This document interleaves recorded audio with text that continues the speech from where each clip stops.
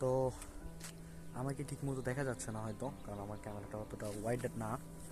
তারপরেও সরিষা খেতে এসে অনেক ভালো লাগতেছে। পোল্যান্ডের মতো জায়গাতে এমন এত সুন্দর একটা পরিবেশ, নিরিবিলি পরিবেশ, কোনো গাড়ির সাউন্ড নাই, হর্ন নাই। আর এখানে যারা আছে সবাই নিজেদের কাজ নিজেরা করে। এইটাই হচ্ছে ইউরোপের মেন যে সৌন্দর্যকে বৃদ্ধি করে। এখানে আমি এমনও দেখছি যারা বয়স অনেক হয়ে গেছে, তারাও তাদের নিজেদের কাজ নিজেরা করে। এখানে ছোট ছোট বাড়ি, কিন্তু এত সুন্দর করে সাজায় রাখছে তারা, খুবই সুন্দর দেখতে, অনেক সুন্দর। পুরাটা সাজানো গোছানো, কোনো ময়লা আবর্জনা নাই। এরা নিজেদের বাড়ি, নিজেদের গার্ডেন অনেক সুন্দর করে পরিষ্কার করে পরিচ্ছন্ন করে রেখে দেয়, অনেক সুন্দর দেখতে। আর ম্যাক্সিমাম বাড়িতে দেখি ডগস তো আছেই, সাথে ক্যাটসও আছে, খুবই সুন্দর। আর আমরা যখন রাস্তা দিয়ে যাই, ডগগুলা অনেক ঘেউ ঘেউ করে। তো এই জিনিসটা একটু প্রবলেম, কারণ সন্ধ্যার পরে বের হলে মানে ঘেউ ঘেউ তো করবে, দিনের বেলা এমনিও ঘেউ ঘেউ করে কুত্তাগুলা এরকম একটু। আর এগুলো সব বিদেশি কুত্তা, বাংলাদেশি কুত্তা না।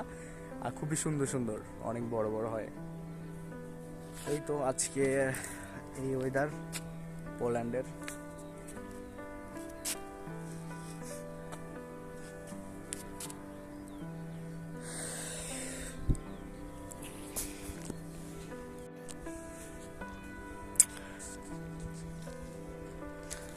পোল্যান্ডের একটা ছোট্ট মোটামুটি শহর, শহর কুটনোর একটু ভেতরে এসে গ্রাম টাইপের একটু এরিয়া এটা,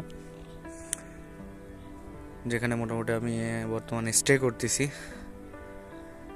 আমি আসছি 1 তারিখে, আজকে 3 তারিখ, এই জন্য আর কি একটু ঘোরাঘুরি। তো পোল্যান্ডে এত সুন্দর একটা ওয়েদার, আর এই দেশটা বেশিরভাগই দেখতেছি আমি আসার পরেই এখানে বিভিন্ন রকমের চাষাবাদ হয়। বাংলাদেশের মতো অনেক অনেক কিছু এখানে চাষাবাদ হয়। তো আমরা আসছি এখানে সরিষা ক্ষেত দেখতে আর কি, এই যে সামনে দেখতে পাচ্ছেন। আর এই যে উপরে যে ফ্যানগুলো ঘুরতেছে, এগুলো দিয়ে পোল্যান্ডের গভর্নমেন্টের হচ্ছে বিদ্যুৎ উৎপন্ন করে এরা এখানে। তো এই জন্য কখনো এখানে কারেন্ট যায় না, অল টাইম এরা নিজেদের বিদ্যুৎ এরা নিজেরাই উৎপন্ন করে, ভালো সিস্টেম। আর একটা জিনিস দেখে অবাক হলাম, এখানে যে কাকগুলা আছে, ক্যামেরাতে দেখতে পাচ্ছেন কিনা জানি না, অনেক দূরে দূরে, আমার ক্যামেরা অতটা ভালো না। তো এই কাকগুলা অনেক বড় বড় সাইজ, বাংলাদেশে যেমন তার থেকে প্রায় 3 গুণ হবে। দূরের থেকে এত বড় দেখা যাচ্ছে, কাছে গেলে অনেক বড় দেখা যাবে। তো এগুলো অনেক বড় বড় সাইজ হয়ে থাকে, কি কারণে জানি না। তো এই যে বর্তমান পোল্যান্ডের ওয়েদার, এখানে যখন শীতের দিন হয় তখন এখানে বরফ পড়ে, তখন এগুলো চাষাবাদ হয় না, পুরাটা বরফে ঢেকে যায়। তখন এখানে কিছুই দেখা যায় না, শুধু সাদা আর সাদা, গাছপালা সব কিছু সাদা হয়ে থাকে।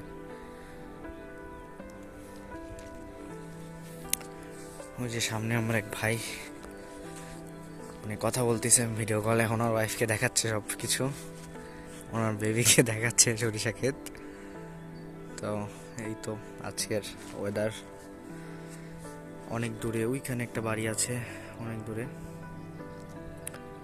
এইদিকে সামনেও অনেক কিছু আছে, কিন্তু ওইদিকে যাওয়া সম্ভব না, অনেক ঘুরে যাইতে হবে।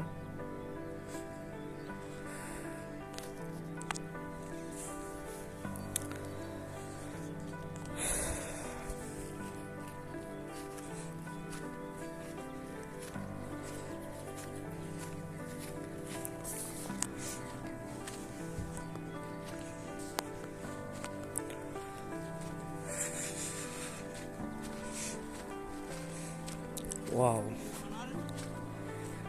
এখানে আসার পরে যে সরিষা ক্ষেতের যে সরিষার যে একটা স্মেল আছে ফুলের, অনেক সুন্দর। ওয়াও, মনে হচ্ছে বাংলাদেশেই আছি আমি এখনো, খুবই সুন্দর।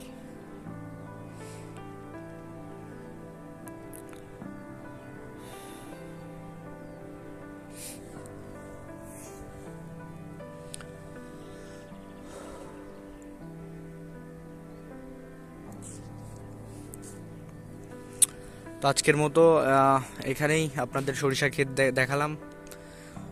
তো নেক্সট ভিডিও খুব শীঘ্রই আসবে ইনশাল্লাহ। সবাই আমার জন্য দোয়া করবেন, আর ভিডিওটি ভালো লাগলে চ্যানেলটি সাবস্ক্রাইব করে রাখবেন। আর নেক্সট যে ভিডিওগুলো আসবে ইনশাল্লাহ আমি ইনফরমেশন অনেক কিছু দেওয়ার চেষ্টা করব। আমি কিভাবে এখানে ভিসা পেলাম, কিভাবে আসবেন আপনারা, ঠিক আছে, আর আসলে কি কি করতে হবে, কি কি ডকুমেন্ট দরকার, A to Z সব কিছু এখানে পাবেন। ভিডিওতে আমি উল্লেখ করে দেবো ইনশাল্লাহ। তো সবাই ভালো থাকবেন। আসসালামু আলাইকুম।